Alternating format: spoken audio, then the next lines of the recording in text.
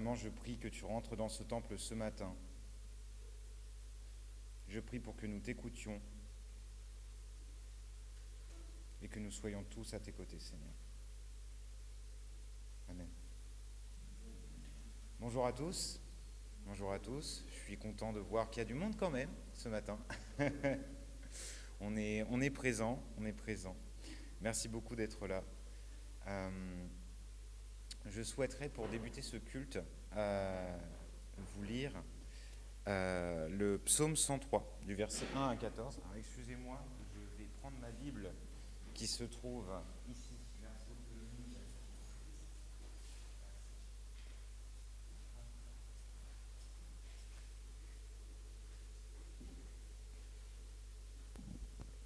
Merci, merci beaucoup.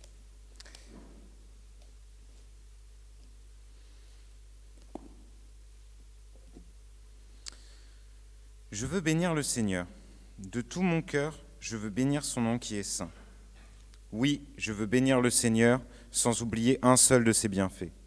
C'est lui qui pardonne toutes tes fautes, qui guérit toutes tes maladies, qui arrache ta vie à la tombe, qui te comble de tendresse et de bonté. Il remplit ta vie de bonheur, il te donne une nouvelle jeunesse, comme un aigle qui prend son envol.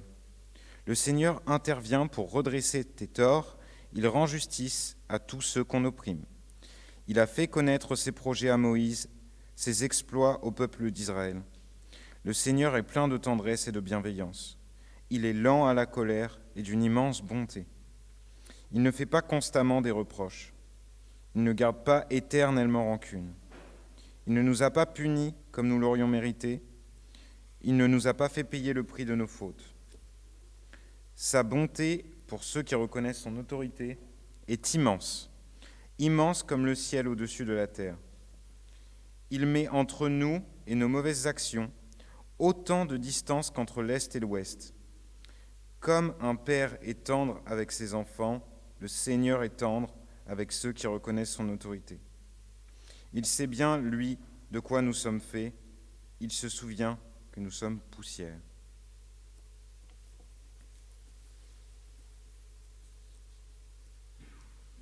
J'aime tout particulièrement cette idée que Dieu soit toujours là, peu importe les problèmes. Dieu, il sera toujours présent pour nous aider. Peu importe nos moments difficiles et peut-être tous les moments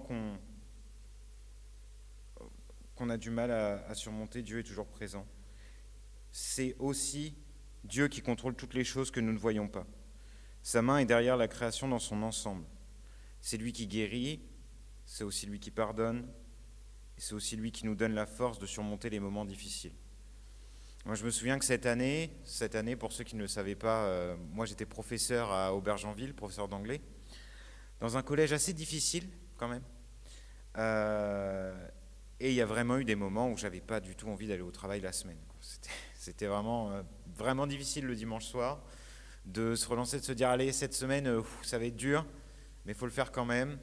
On n'a pas le choix, et il y a eu plusieurs fois cette année où avec Dana, je lui ai demandé, Dana, est-ce qu'on pourrait prier quand même pour cette semaine que ça se passe bien, et vraiment, j'avais besoin de ça, je ressentais comme un blocage, et je me disais, la seule solution, c'est qu'on prie à deux le soir, et c'est la seule manière que je vais avoir de surmonter cette semaine qui s'annonce vraiment difficile.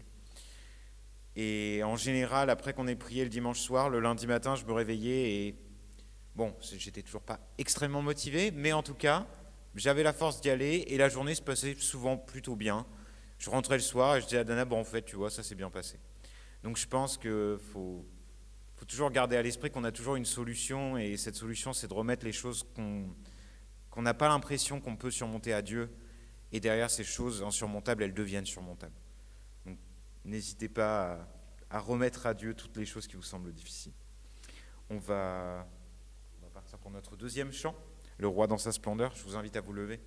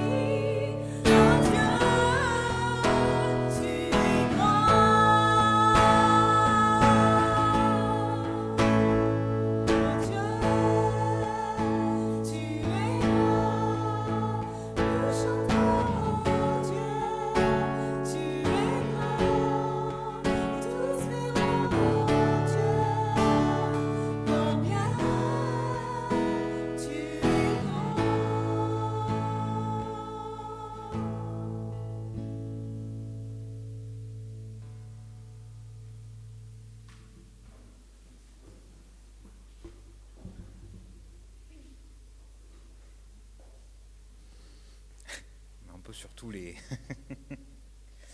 Hop. Nous allons entrer dans le moment de la confession de foi. Je laisse Dominique projeter. Je ne la connais pas par cœur. Hop. Je vous invite à tous vous lever. On va faire ça tous en même temps. Hop, de bon cœur. Je crois en Dieu, le Père Tout-Puissant, Créateur du ciel et de la terre. Je crois en Jésus-Christ, son Fils unique, notre Seigneur, qui a été conçu du Saint-Esprit et qui est né de la Vierge Marie. Il a souffert sous Ponce Pilate, il a été crucifié, il est mort, il a été enseveli, il est descendu aux enfers. Le troisième jour, il est ressuscité des morts. Il est monté au ciel, il siège à la droite de Dieu, le Père Tout-Puissant. De là, il reviendra pour juger les vivants et les morts. Je crois au Saint-Esprit, la Sainte Église universelle, la communion des saints, la rémission des péchés, la résurrection de la chair et la vie éternelle. Amen. Vous pouvez vous asseoir. Nous allons passer au moment des annonces. Je vais laisser Dominique s'il y a des annonces particulières.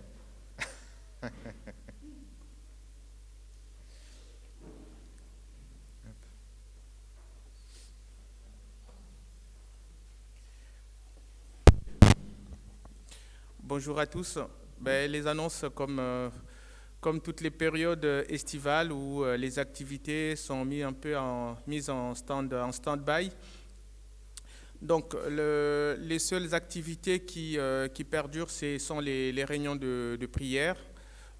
Tous les mardis à 14 heures, c'est via Zoom. Donc, vous avez le lien. Sinon, vous envoyez un message à Marie-Christine ou à Arnaud pour avoir le lien. Et à 21 heures également, le conseil presbytéral se retrouve tous les soirs, effectivement toujours les mardis, pour une réunion de prière. Aujourd'hui, après les cultes, également, nous maintenons effectivement cette petite délai, le moment d'exhortation personnelle. Donc, s'il y en a qui le souhaitent, dans le bureau de l'ancien bureau du pasteur, Davy pourra être à votre disposition pour un moment d'exhortation personnelle.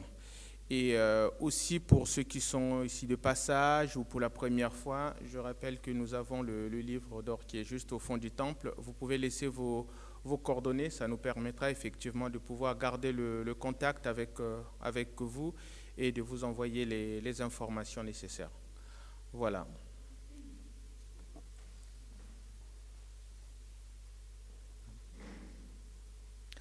Nous allons aussi passer au temps des offrandes.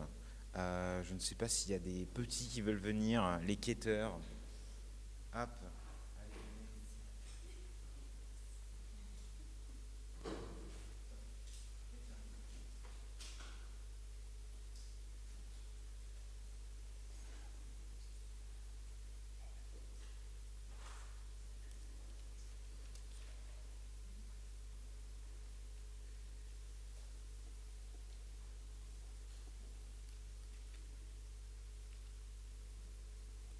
Le temps de la quête, je vais vous lire quelques versets du psaume 103.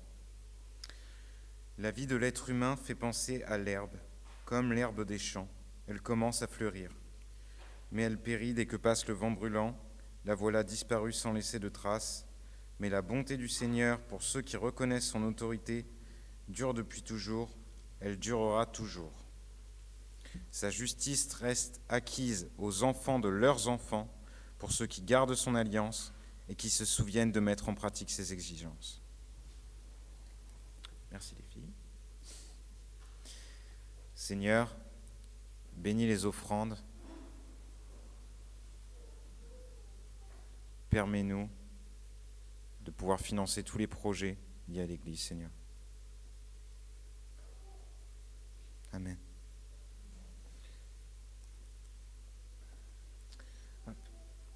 Je vais vous lire quelques versets d'Ésaïe 40.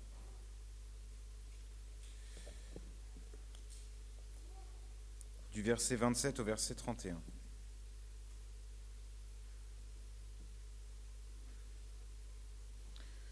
Peuple de Jacob, pourquoi dis-tu, Israël, pourquoi continuer à dire, le Seigneur ne s'aperçoit pas de ce qui m'arrive, mon bon droit échappe à mon Dieu?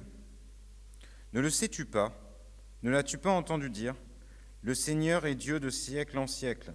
Il a créé la terre d'une extrémité à l'autre. Jamais il ne faiblit, jamais il ne se lasse. Son intelligence est sans limite. Il redonne des forces à celui qui faiblit. Il remplit de vigueur celui qui n'en peut plus. Les jeunes eux-mêmes connaissent la fatigue et la défaillance. Même les champions trébuchent parfois. Mais ceux qui comptent sur le Seigneur reçoivent des forces nouvelles, comme des aigles qui s'élèvent à tire-d'aile. Ils s'avancent, mais sans se lasser. Ils avancent, mais sans faiblir. Je vais maintenant vous lire Romains chapitre 12, des versets 1 à 3.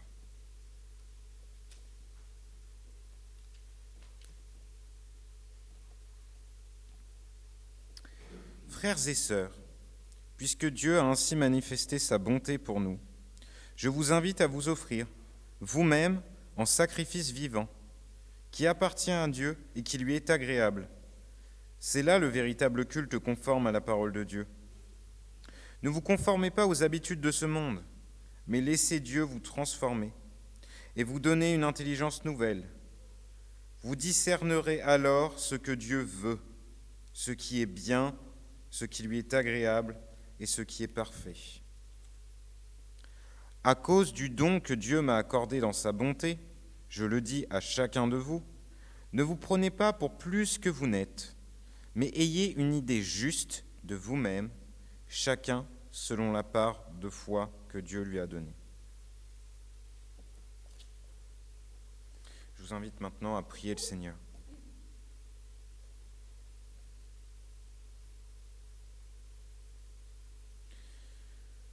Seigneur, que ta volonté soit faite. Tu es le seul à pouvoir lire pleinement dans nos cœurs, et nous prions, Seigneur.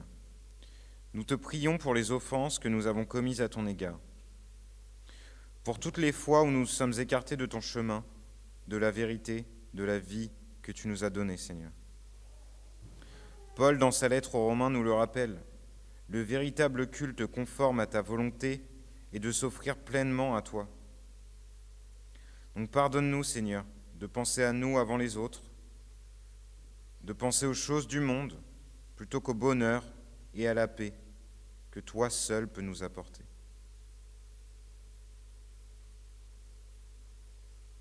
Amen. Je vous invite à vous lever pour entamer notre troisième chant.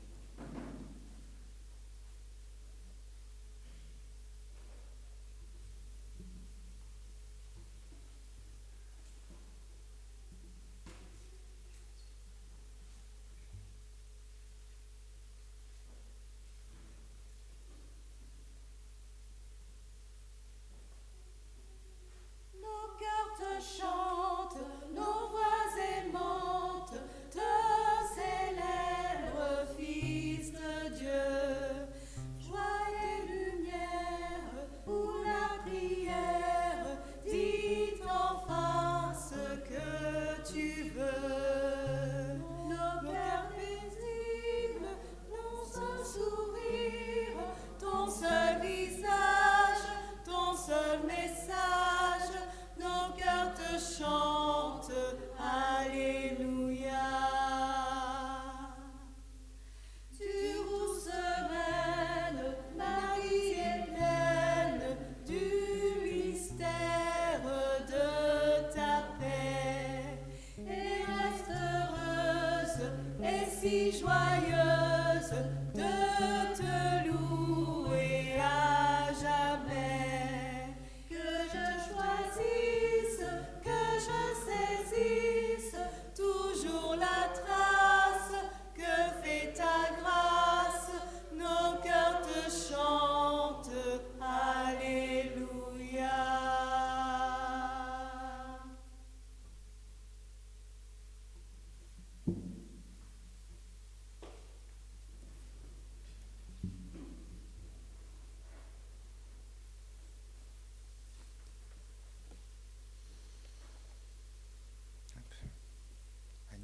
J'invite Hani à venir.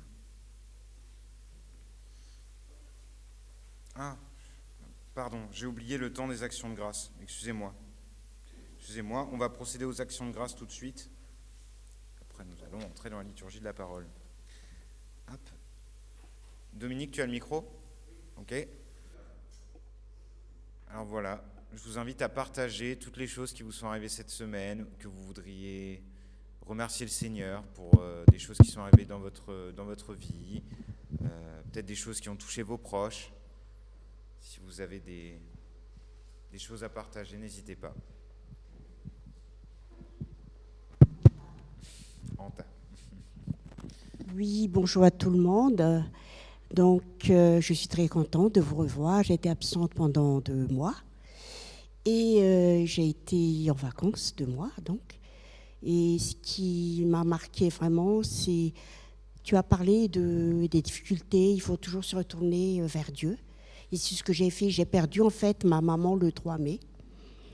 Et j'ai pas pu y aller qu'une semaine après. Mais ce qu'il y a, c'est que quand mes enfants étaient venus me l'annoncer, ils appréhendaient ma réaction. Ils étaient persuadés que j'allais tomber, m'évanouir ou quelque chose.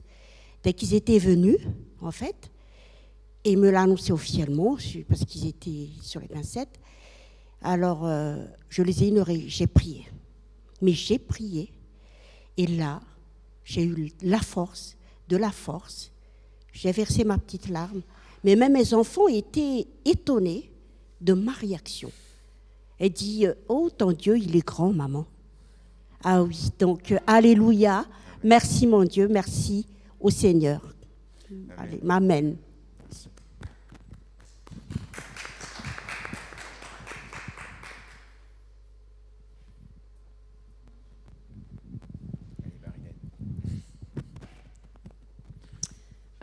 Moi, je voudrais rendre grâce au Seigneur pour le week-end que j'ai passé la semaine dernière. J'ai passé 3 jours de louanges non-stop.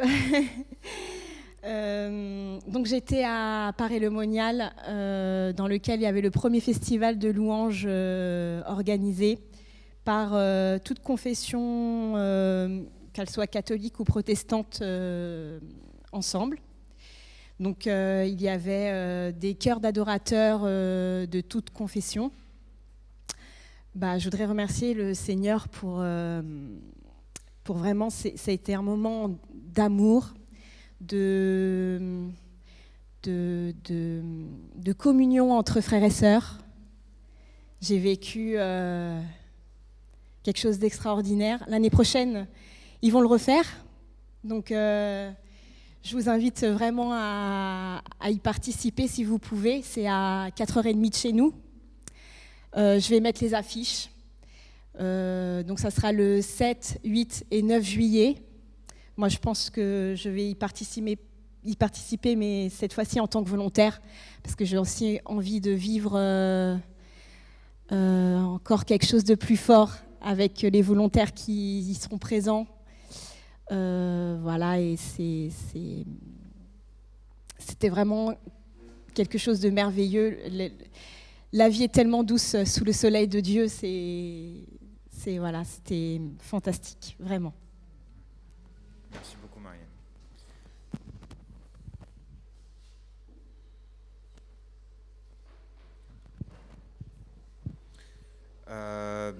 Moi, je vais vous partager quelque chose aussi.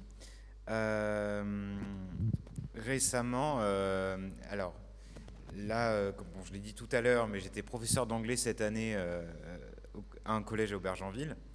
Et cette année, notre collège organisait pour la première fois ce qui s'appelle les vacances apprenantes, où c'est un dispositif qui est là pendant les vacances scolaires. Donc ça peut être les vacances d'été, mais ça peut être pendant l'année.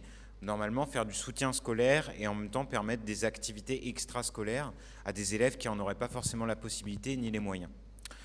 Et cette année, ce qui avait de particulier avec ce dispositif dans mon collège, c'est que c'était la première fois que c'était lancé dans mon collège. C'était la première fois que moi je le faisais et que ma collègue aussi. Et en plus, on s'occupait que d'élèves ukrainiens. Donc ils étaient une vingtaine, on avait 20 élèves ukrainiens qui ne parlent pas français du tout. Et on devait s'en occuper pendant 4 jours, donc de vendredi de la semaine dernière jusque mercredi là. Ça s'est terminé mercredi. Et tout s'est fait, tout s'est extrêmement bien passé, alors que tout était contre nous pour que ça se passe bien. On pouvait difficilement communiquer avec les élèves. Il fallait que j'organise des sorties, mais personne n'était là pour m'aider, c'est-à-dire que j'avais jamais fait ça auparavant.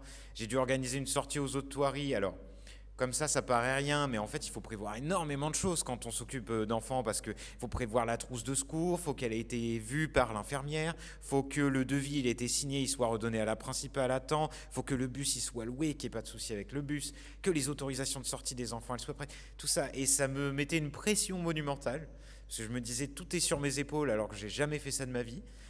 Et bizarrement, du vendredi, le premier jour où le dispositif il a commencé, j'ai pas senti, enfin, je me sentais plutôt bien, malgré tous les enjeux qu'il y avait. Je me sentais à l'aise et j'étais pas plus stressé que ça non plus. Donc je voudrais vraiment remercier le Seigneur de m'avoir accompagné pour les 4 jours. J'avais beaucoup prié pour ça et ça s'est vraiment très très bien passé. Donc vraiment j'ai ressenti quelque chose de fort. C'était une très bonne expérience.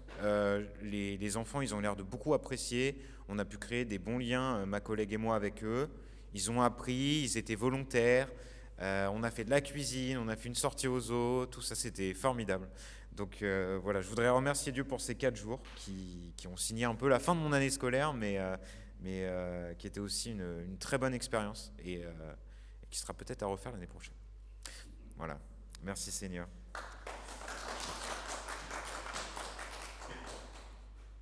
Est-ce qu'il y a d'autres témoignages ? Bon, alors cette fois, nous allons pouvoir passer à la prédication. Je laisse Annie.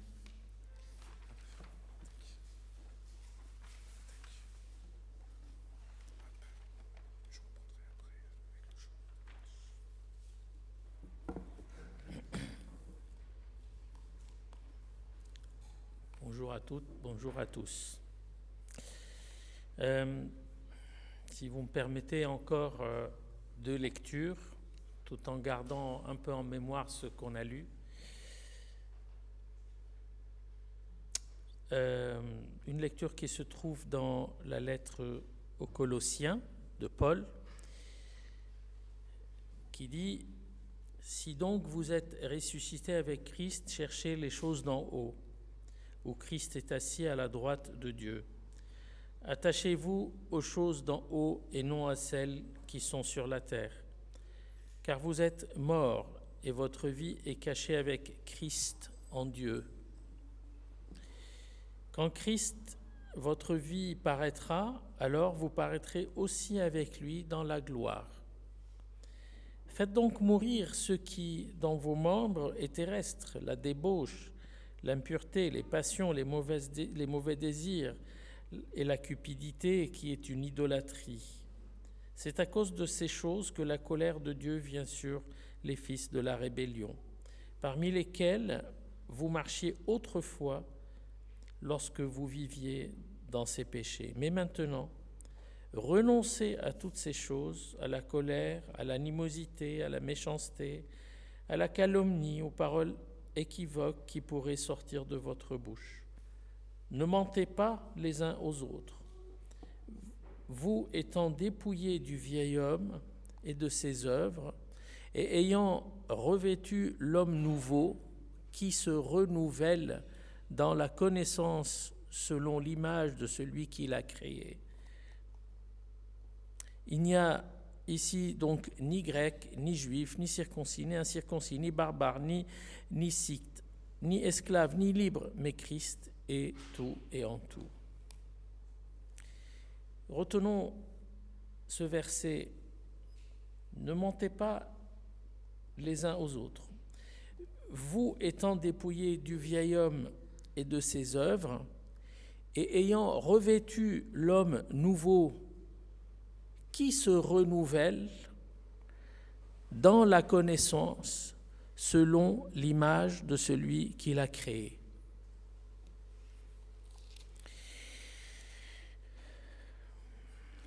Dans le livre dans la lettre aux Hébreux, qu'on pense être écrite également par Paul, mais parce que le style est ainsi, mais on n'a pas vraiment la certitude, peu importe. Il dit dans le chapitre 8, « En effet, si la première alliance avait été sans défaut, il n'aurait pas été question de la remplacer par une seconde, car c'est avec l'expression d'un blâme que le Seigneur dit à Israël, « Voici les jours viennent, dit le Seigneur, où je ferai avec la maison d'Israël et la maison de Juda une alliance nouvelle. Non comme l'alliance que je traitais avec leur père le jour où je les ai saisis par la main pour les faire sortir du pays d'Égypte, car ils n'ont pas persévéré dans mon alliance. Et moi non plus, je ne me suis pas soucié d'eux, dit le Seigneur. Mais voici l'alliance que je ferai avec la maison d'Israël. Après ces jours-là, dit le Seigneur, je mettrai mes lois dans leur esprit. Je les écrirai dans leur cœur. Et je serai leur Dieu, et ils seront mon peuple. Personne n'enseignera plus son concitoyen. Personne n'enseignera plus son concitoyen, ni personne son frère en disant « Connais le Seigneur », car tous me connaîtront depuis le plus petit jusqu'au plus grand d'entre eux, parce que je pardonnerai leurs iniquités et que je ne me souviendrai plus de leurs péchés. En disant alliance nouvelle, il a déclaré ancienne la première. Or, ce qui est ancien, ce qui a vieilli est prêt de disparaître.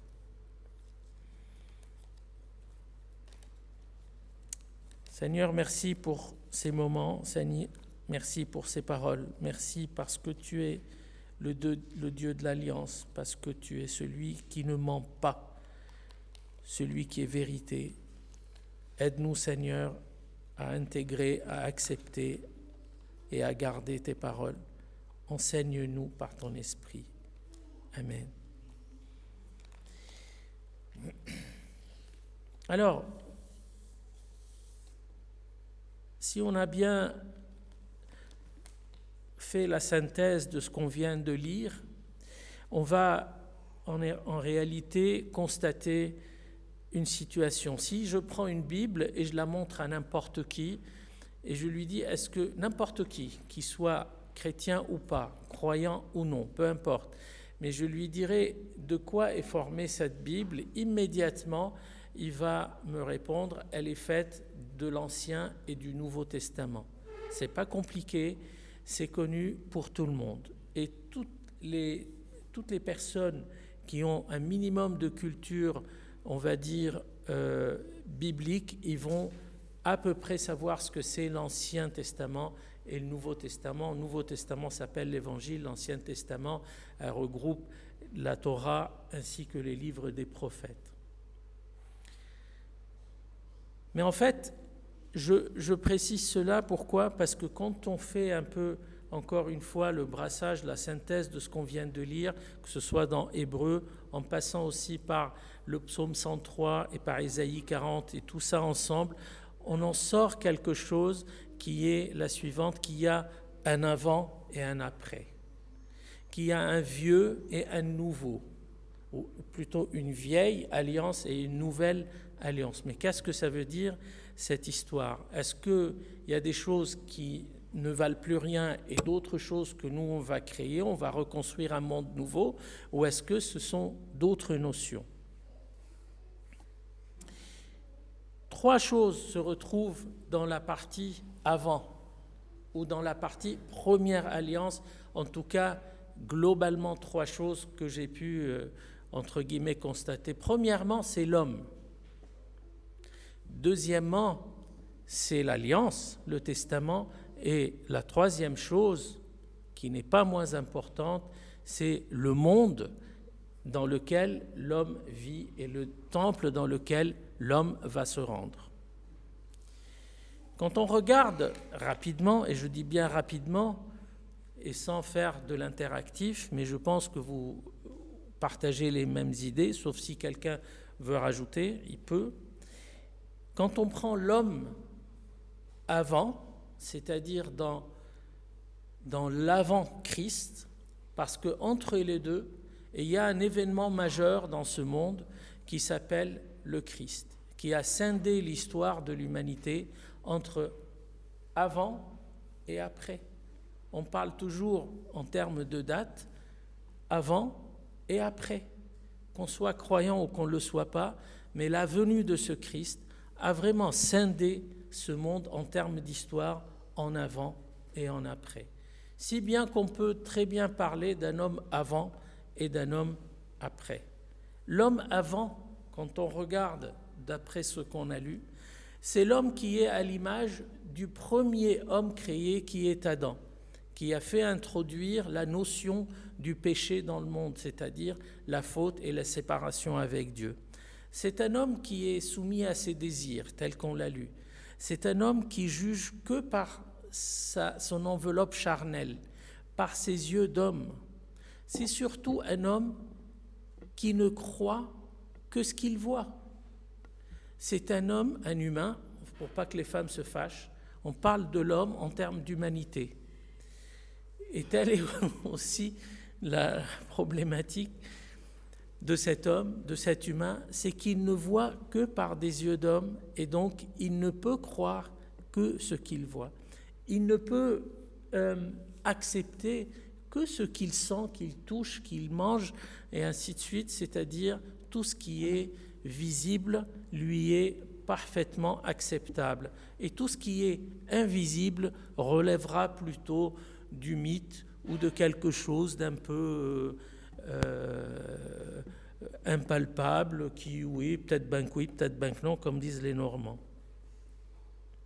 C'est un homme qui vit dans un état de méfiance, tel qu'on a vu avec l'histoire de Adam et Ève à la suite de la notion de la chute. Quand Dieu vient chercher Adam, il lui dit « Adam, où es-tu » Et la première réponse que dit Adam, « J'ai entendu ta voix, alors j'ai eu peur, parce que j'étais nu. » D'où venait cette notion de peur ? C'est quelque chose qui est rentré chez l'humain, chez l'homme, depuis sa séparation avec Dieu. Encore une fois, il est soumis à tout type de désir, si bien qu'il travaille essentiellement pour sa propre, on ne va pas dire gloire, mais ça l'est, parce que chaque fois que quelqu'un, dans son enveloppe charnelle, va construire et va réussir, intérieurement, il va s'auto-flatter. Il va être content parce qu'il a pu réussir quelque chose. Et ça va être son univers. Son univers, c'est sa réalisation. Un roi très célèbre a fait ça. Je vous invite à lire, c'est le roi Nabuchodonosor. Il est en quête, il est en recherche d'un royaume et d'une localisation ici-bas sur terre.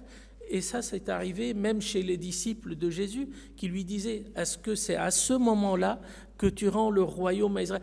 Tout le raisonnement est là, est visible, est quelque chose de présent. La victoire divine, même si victoire divine il y a, va être une victoire là, présente, visible, touchable, palpable, audible, et ainsi de suite. Son raisonnement vis-à-vis du mal et du bien est un raisonnement humain uniquement. Il ne peut pas aller au-delà, l'homme d'avant. L'homme d'avant, ça veut dire l'homme derrière le Christ, avant le Christ, non pas en termes d'histoire uniquement, mais en termes de vraiment réalisation d'entrée du Christ dans sa vie. On peut en parler et on peut imaginer plein de choses sur cet humain, l'humain d'avant Christ qui est entièrement humain, entièrement normal, c'est naturel de raisonner de cette manière, de réfléchir, d'avoir peur de cette façon. Tout ça est naturel et tout ça est humain. Et quand on parle de l'homme, de l'humain en termes de réflexe humain, on dit toujours « Ah oui, mais ça c'est humain ». On peut tout mettre sous ça. Les désirs, la peur, les envies, la quête, la recherche, la détermination, le discernement, tout ça. Vient alors, dans cette problématique d'homme avant Christ, derrière Christ, vient alors l'intervention de Dieu, qui est une intervention selon une alliance que Dieu fait avec l'humanité.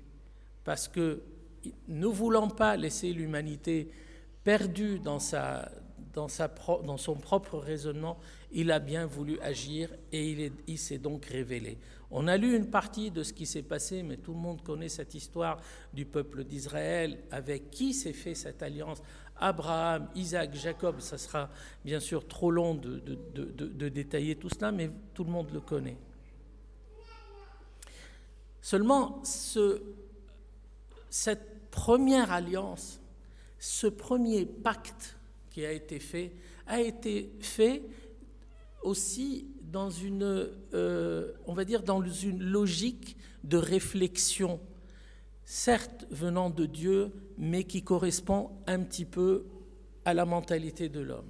Je pèse bien mes mots. C'est une alliance qui est venue pour dire à l'homme, voilà ce qu'il faut faire. C'est une alliance basée sur de la ritualité, sur des gestes, sur une façon d'être uniquement. C'est quelque chose qui était tributaire de tout ce qui est visible, parce que l'homme d'avant ne croit que ce qu'il voit et que ce qu'il touche. Alors, il a été donné des choses qu'il va voir et qu'il va toucher. D'abord, une tente dans laquelle il faut se réunir, un arche de l'alliance, et j'en passe. Mais toutes ces choses-là, qui sont bien décrites dans le livre des Hébreux, sont des images qui ont été faites pour ce qui va venir après. C'est une alliance qui est basée sur un geste qui nous paraît un peu barbare de nos jours, qui est le sacrifice. Mais c'est un geste qui permet à l'homme de voir la lourdeur de sa faute, comment il fait, comment lui, il mérite ce qui doit être fait, il va le faire à un petit animal totalement innocent.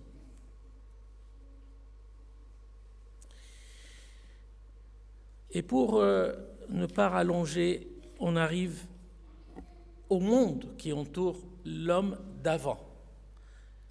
L'homme d'avant est entouré d'un monde de fabrication humaine, pas la terre, mais le monde lié à ce testament va être, on parle d'un temple, et ce temple est de fabrication humaine selon des préceptes aussi qui se rapprochent de la mentalité humaine de l'homme. C'était un endroit interdit à une certaine population. Il y avait des portes fermées et il ne s'agissait pas de faire entrer quiconque qui ne fait pas partie de ce type de groupe d'humains. Il s'agissait de quelque chose qui était lié à un territoire terrestre appelé Jérusalem, appelé Israël. Il était d'une beauté totalement perceptible et appréciable par l'homme. Quand on regarde la description du premier temple, le bois précieux, l'or, les pierres précieuses et ainsi de suite. Tout ça, c'était fait pour une raison bien particulière. C'était un endroit et ce sont des choses, donc le temple, le territoire, le pays et ainsi de suite, c'était quelque chose qu'il fallait défendre par les mains de l'homme, par une armée humaine. Pourquoi ? Parce qu'il y avait des attaques, parce qu'il y avait des convoitises, et on le sait. Il y avait des guerres. Et puis il y a eu le Christ. Il y a eu Jésus. Comme c'est décrit dans la Bible, au temps voulu, au moment qu'il fallait, Dieu s'est révélé avec le Christ. Et là, l'histoire est scindée. L'homme d'avant, le monde d'avant, le testament d'avant, tout ça va changer. Tout ça va changer parce qu'il y a eu ce Christ. Et on va faire face à quoi? On va faire face encore une fois à ce qui est visible. Et donc on va avoir un regard vers l'alliance. L'alliance va être une alliance différente, une alliance nouvelle. Elle n'abolit pas forcément tous les principes et les mœurs de la première alliance, mais on va rentrer dans une autre logique de fonctionnement. On va entrer dans un autre moyen d'apprécier les choses. C'est-à-dire quoi? Tel qu'on l'a lu tout à l'heure dans Hébreux 8, « Je mets mes lois dans leur cœur ». C'est-à-dire par l'arrivée du Christ et cette création de la nouvelle alliance n'est plus fais ci, fais ça, obtiens ceci, obtiens cela, fabrique telle chose, ainsi de suite, et j'en passe, mais je mets le cœur de la loi dans le cœur de l'humain. Et l'humain devient l'homme, l'humain devient avec un cœur totalement différent, avec une alliance nouvelle, une alliance qui est différente.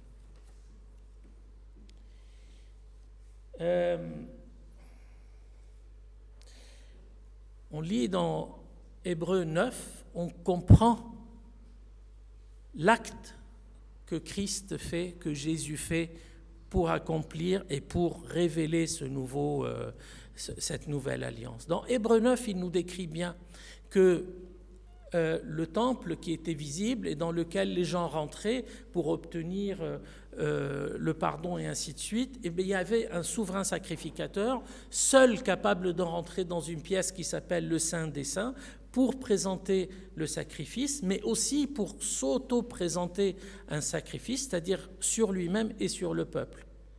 Eh bien, cet acte va être accompli par Jésus, par le Christ. Et c'est bien écrit dans Hébreux 9, c'est une fois et pour tout. Il n'y aura plus besoin de répéter cet acte. On rentre dans une nouvelle alliance par le Christ, le Dieu qui apparaît en chair. Il va rentrer dans l'espace interdit aux hommes, qui est le Saint des Saints, et il va transformer la situation. L'humain capable de rentrer dans le Saint des Saints parce que la voie s'est ouverte. Il n'y aura plus besoin de rappeler la loi les uns aux autres parce que tout le monde sera imprégné par cette loi et par ses principes.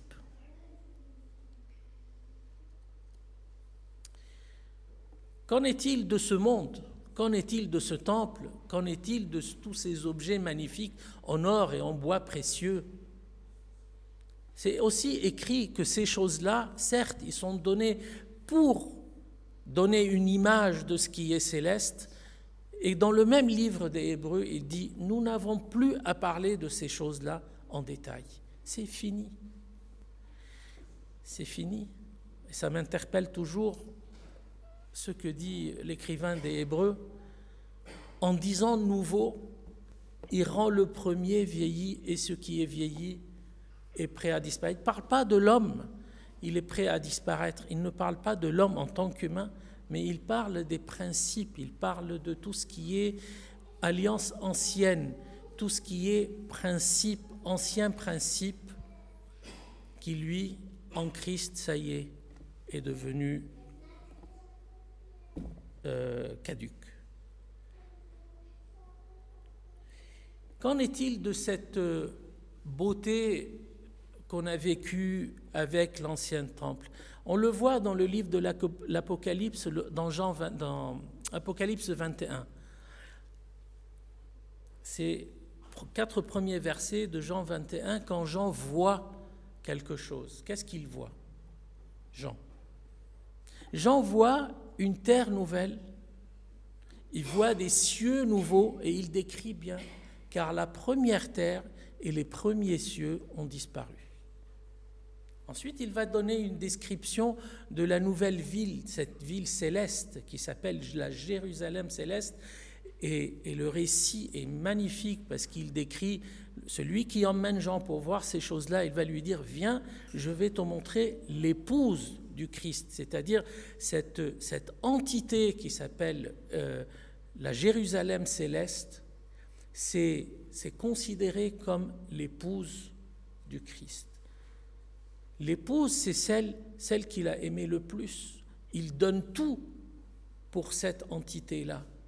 Et ça schématise la population pour laquelle il est venu et il est mort et ressuscité. Tous ceux qui ont cru en lui. Il va décrire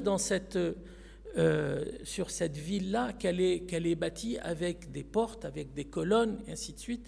Mais il y a 12 portes avec le nom des tribus d'Israël. Il y a 12 colonnes avec les noms des disciples. Il regroupe ainsi les gens de l'Ancienne Alliance et les Nouvelles Alliances. Tout ça se regroupe dans la même entité, la Jérusalem céleste. L'ancienne Jérusalem n'a plus aucune valeur, c'est fini. L'ancien temple n'a plus aucun... Il ne faut plus parler de terre sainte et d'objets saints et de je sais pas quoi. C'est fini, terminé. Pourquoi ? Parce qu'il a été révélé en Christ la nouvelle terre, le nouveau temple, le temple qui est invisible, la nouvelle terre qui n'est pas visible. C'est une vision qu'a eue Jean dans l'Apocalypse.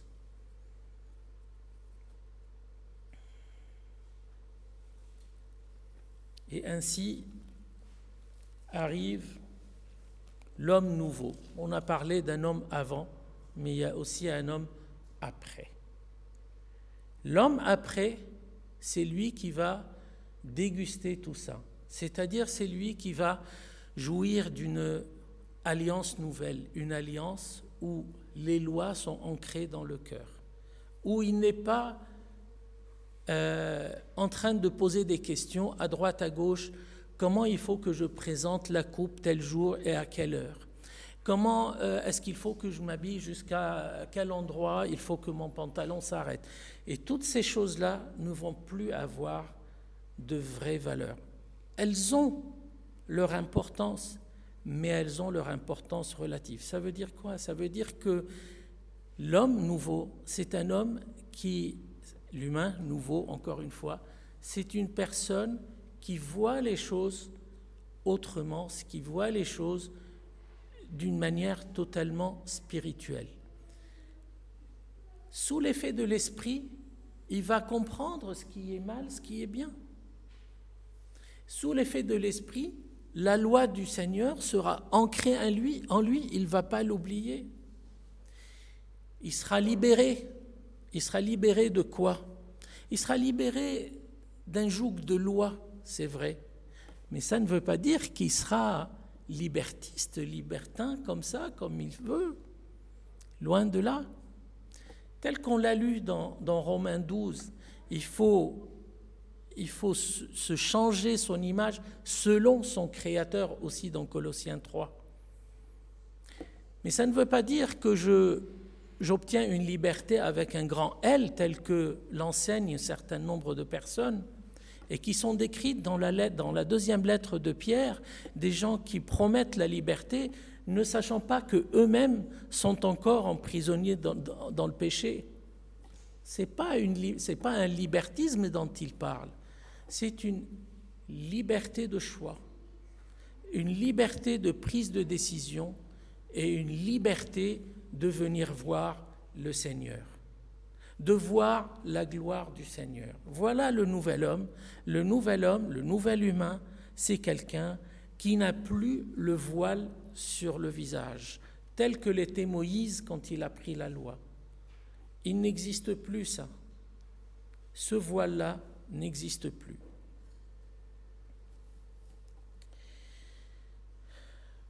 L'homme nouveau, il se libère de son ancienne forme, il renouvelle son intelligence. Il y a un livre que j'ai lu il y a longtemps, j'aimerais bien le relire, qui s'appelle L'homme spirituel. L'écrivain, il s'appelle Watchman Nee.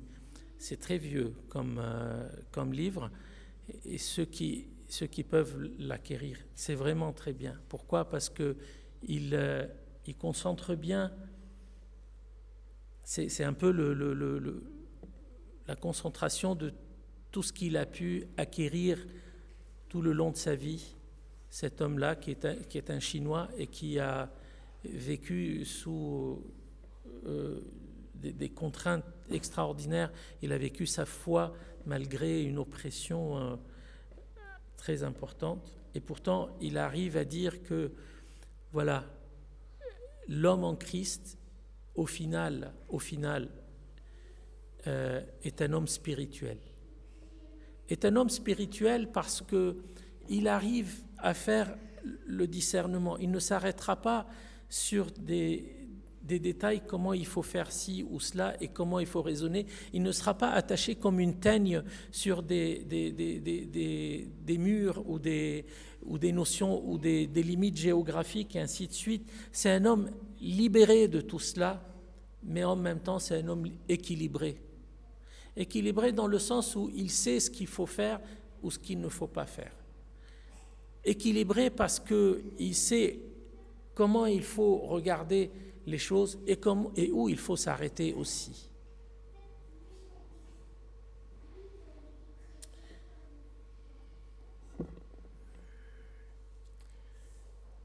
Alors, j'ai un passage à lire, encore une fois, qui se trouve dans la 2e lettre aux Corinthiens. C'est pas long, hein, il n'y a que 2 versets. Enfin, il y a le chapitre 3 et le chapitre 4, mais si on a le temps, je sais pas, dans le chapitre 3,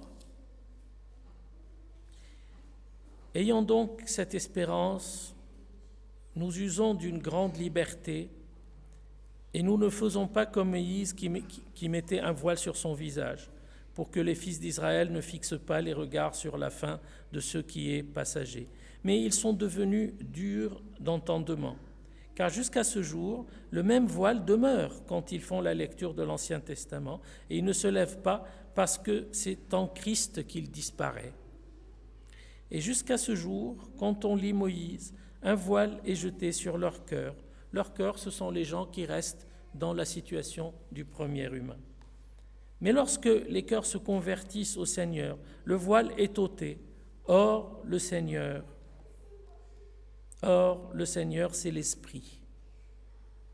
Et là où est l'Esprit du Seigneur, là est la liberté.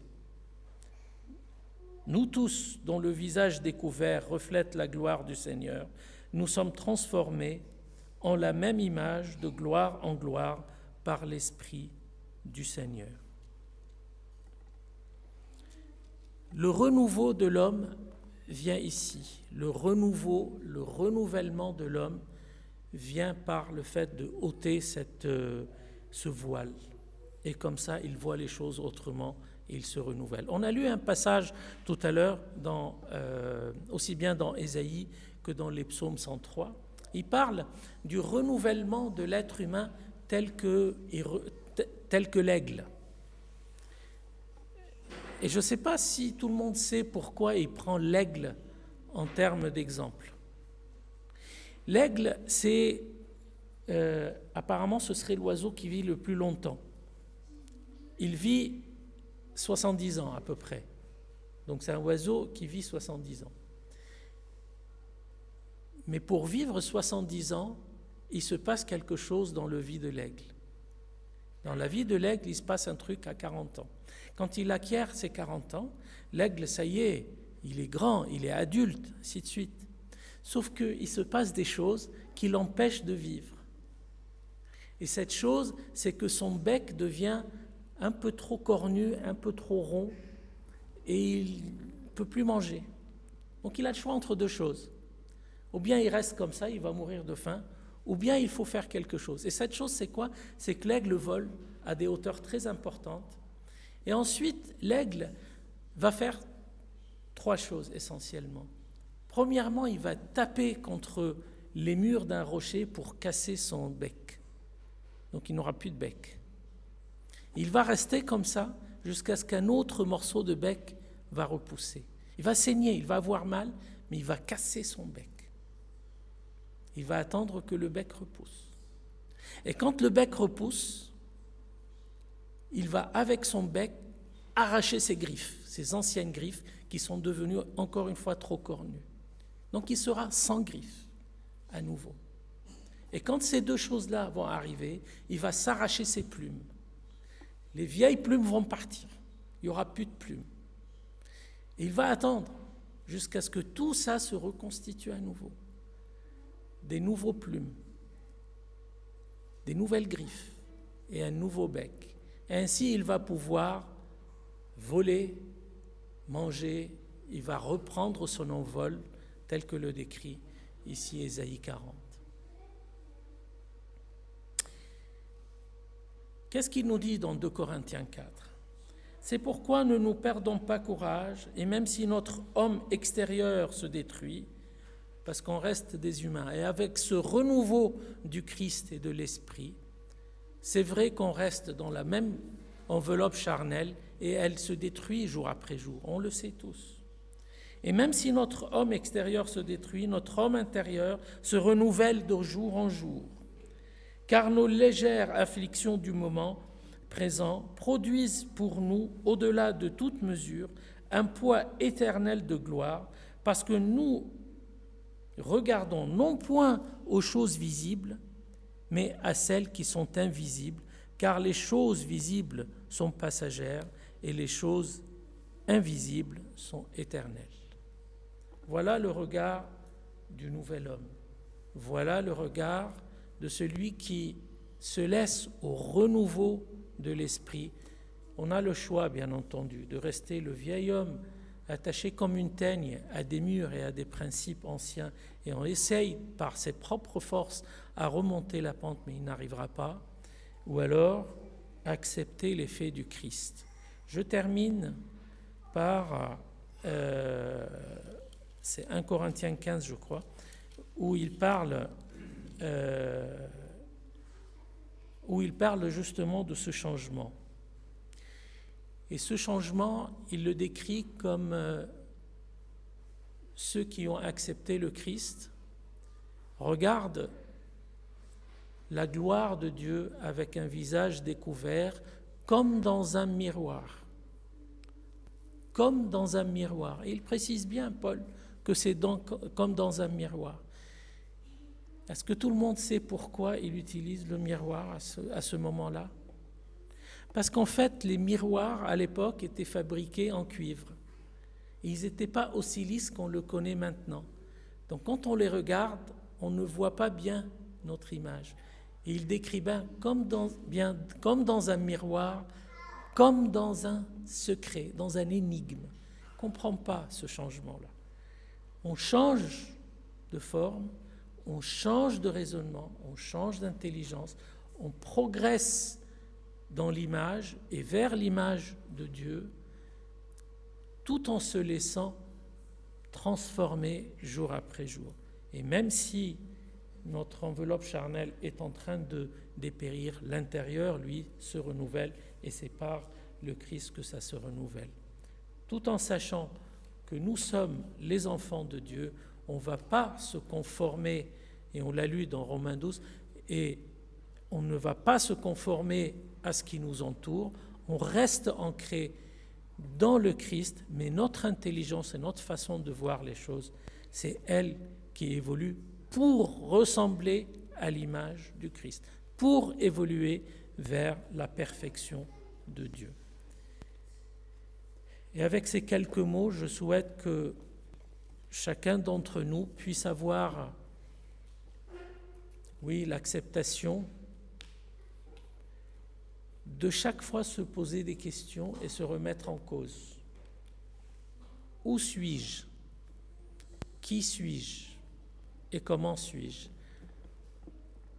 Est-ce que je suis dans la catégorie d'avant ? Ou est-ce que j'ai réellement intégré, accepté cette venue du Christ en moi qui a totalement bouleversé les choses, qui a totalement bouleversé l'humanité. Peut-être que l'humanité a du mal à accepter le Christ à cause de ça. Parce qu'il y a un changement, parce qu'il y a une façon différente de voir et de discerner les choses. Amen.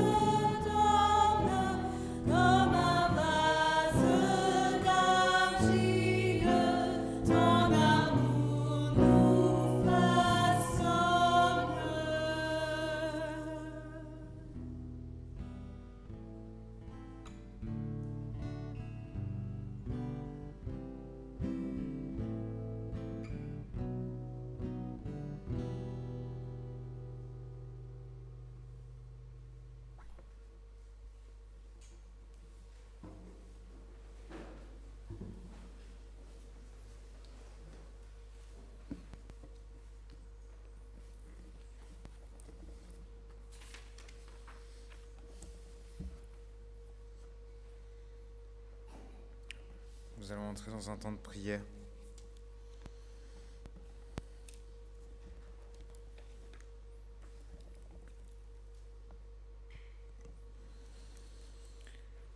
Seigneur, je souhaiterais prier pour tout le monde aujourd'hui dans ce temple, pour toutes les personnes qui peuvent te chercher au corps, Seigneur, qui cherchent dans leur cœur leur mission, qui cherchent leur place et leur rôle à jouer dans cette nouvelle alliance auprès de toi, Seigneur. Je prie pour tous les chrétiens qu'ils renforcent leur foi, qu'ils aient le cœur tendre et le pied ferme. Je prie aussi, Seigneur, pour tous les non-chrétiens.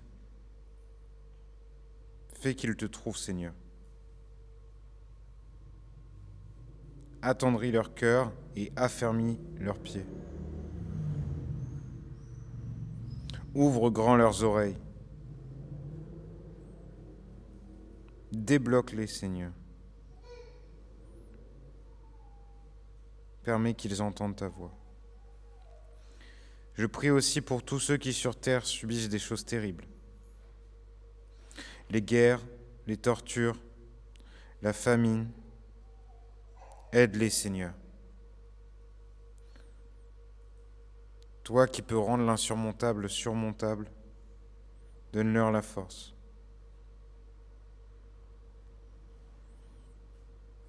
Je prie aussi, Seigneur, pour que l'Esprit Saint trouve celui qui l'appelle.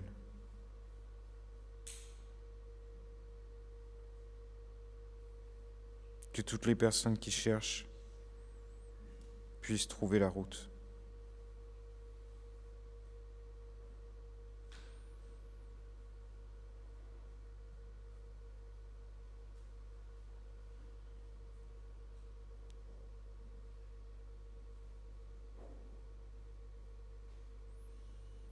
Nous allons maintenant réciter le Notre Père. Notre Père qui êtes aux cieux, que ton nom soit sanctifié, que ton règne vienne, que ta volonté soit faite sur la terre comme au ciel. Donne-nous aujourd'hui notre pain de ce jour. Pardonne-nous nos offenses, comme nous aussi à ceux qui nous ont offensés. Ne nous laisse pas entrer en tentation, mais délivre-nous du mal, car c'est à toi qu'appartiennent, règne la puissance et la gloire pour les siècles des siècles. Amen.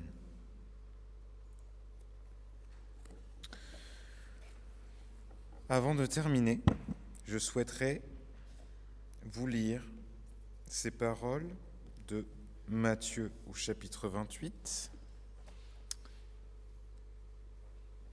versets 18 à 19, que vous connaissez bien.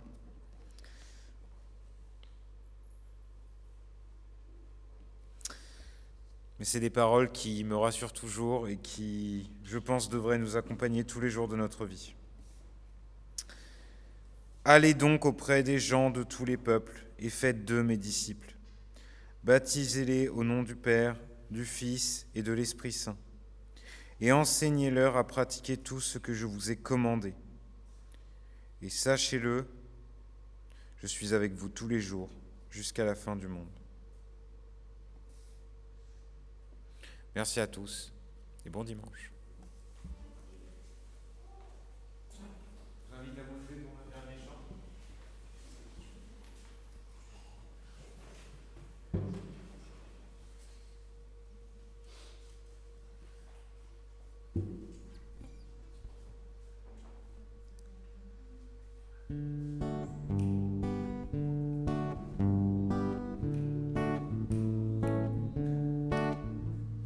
Je passerai ma vie à dire à tous mes frères que tu es bon.